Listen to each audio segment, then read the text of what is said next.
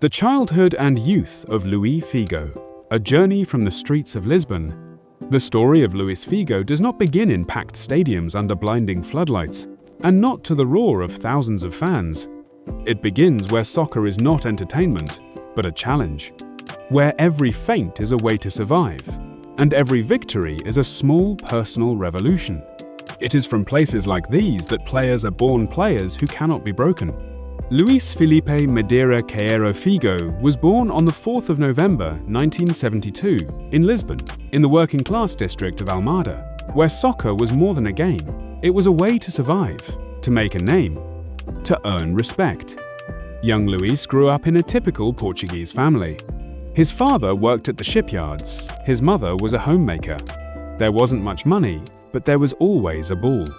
He played everywhere, on asphalt, between apartment buildings, on narrow pitches, where there was no room for mistakes. It was there that Figo learned what would become his trademark ball control, dribbling, vision, and ice-cold composure. In those streets, there were no referees, no rules, and no mercy. You were either better or you weren't respected.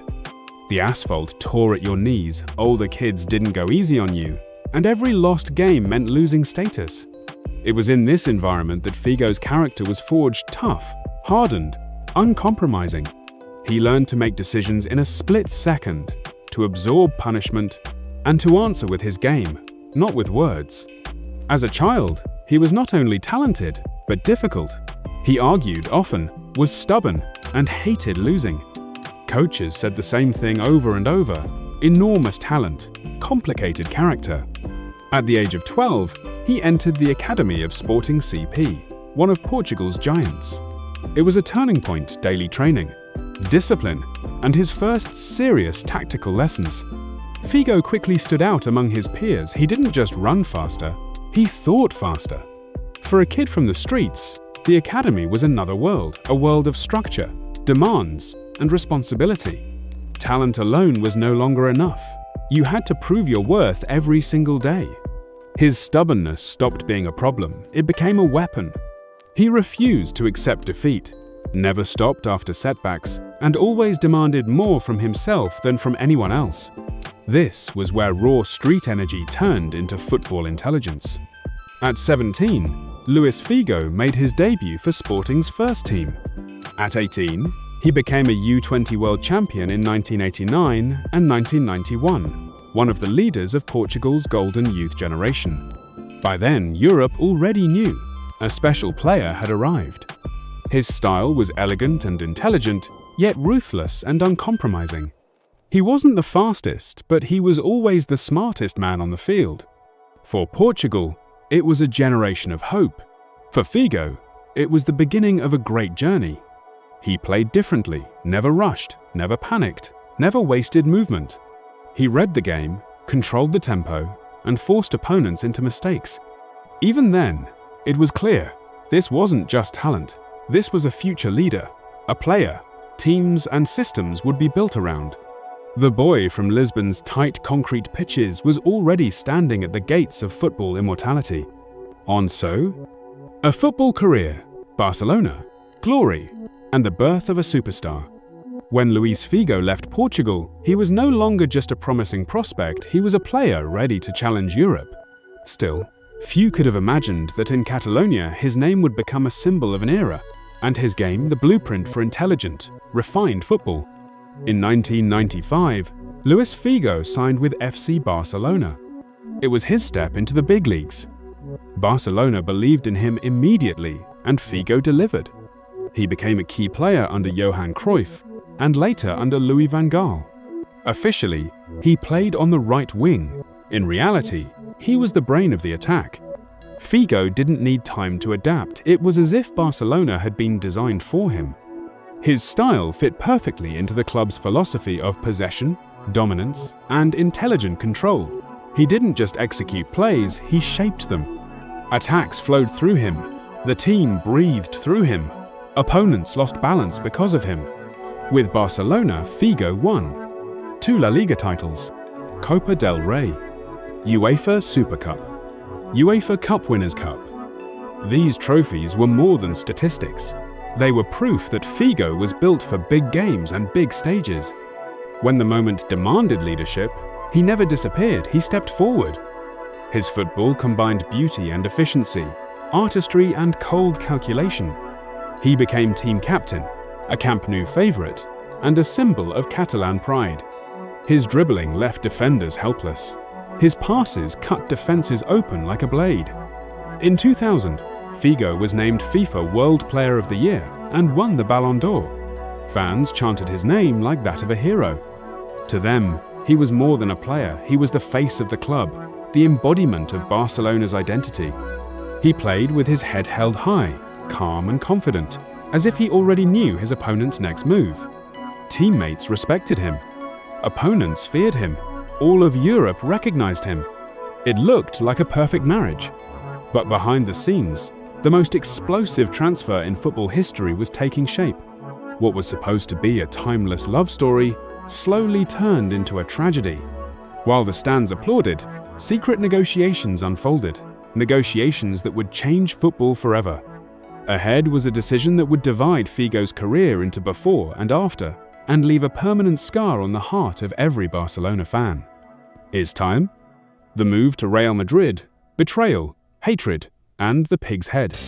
Sometimes a single signature can erase years of love, destroy a legend, and turn a hero into an enemy.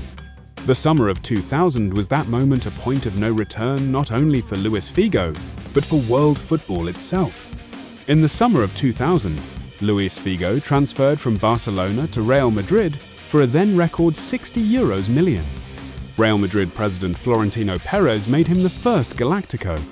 For Barcelona fans, this was not just betrayal, it was a stab straight to the heart. The transfer shattered every unwritten rule of football. Moving between Spain's two greatest rivals was always taboo. But moving the captain, the Camp Nou idol, the symbol of Catalan pride, it felt unthinkable. For Madrid, it was a triumph and a declaration of a new era. For Barcelona, it was humiliation, shock, and rage.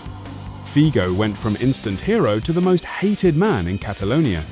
When he returned to Camp Nou wearing a Real Madrid shirt, the stadium exploded with hatred.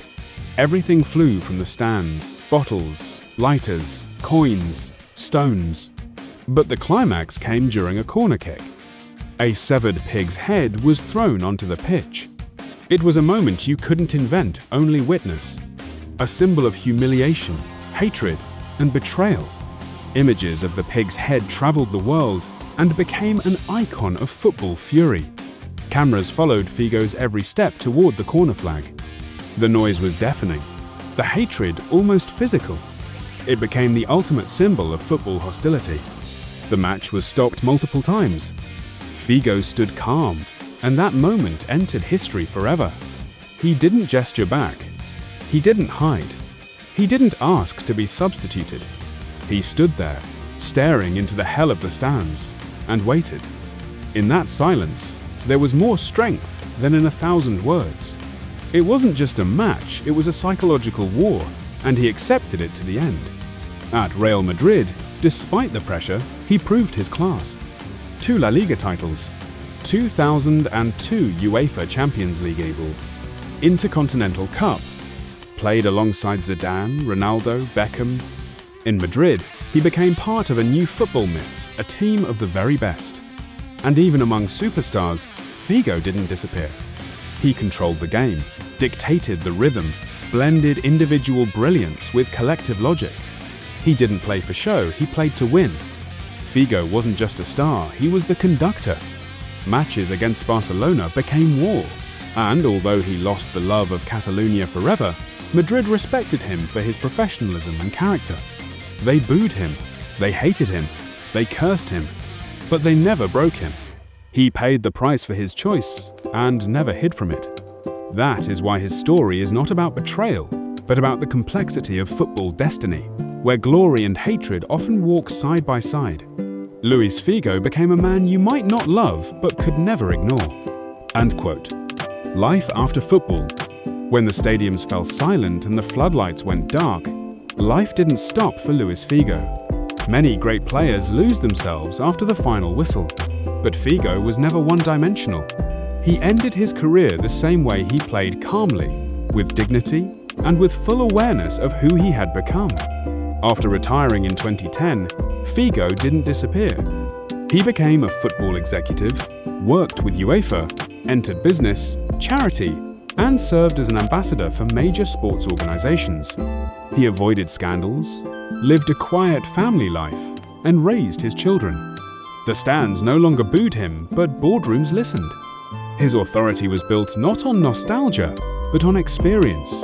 The experience of someone who had seen football from every angle, from asphalt streets, from Camp Nou, from the Santiago Bernabeu, from the highest platforms of the sport. In business, he was measured. In charity, discreet. Figo never wanted to be loud, he wanted to be precise. He didn't seek revenge or try to rewrite history. He didn't justify himself or publicly repent.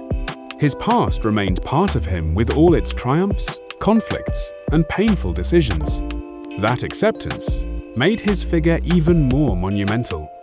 Figo is not just a footballer. He is a symbol of an era proof that talent, character, and courage can lift a man to the very top and at the same time make him an enemy to millions.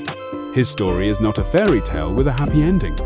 It's a drama about choice, about the price of success, about how the road to greatness is rarely clean or comfortable. Figo showed that true strength is not in the love of the crowd, but in the ability to withstand its hatred. He played against defenders, against systems, against emotions, and never backed down. And maybe that's why his name never faded. People still argue about him.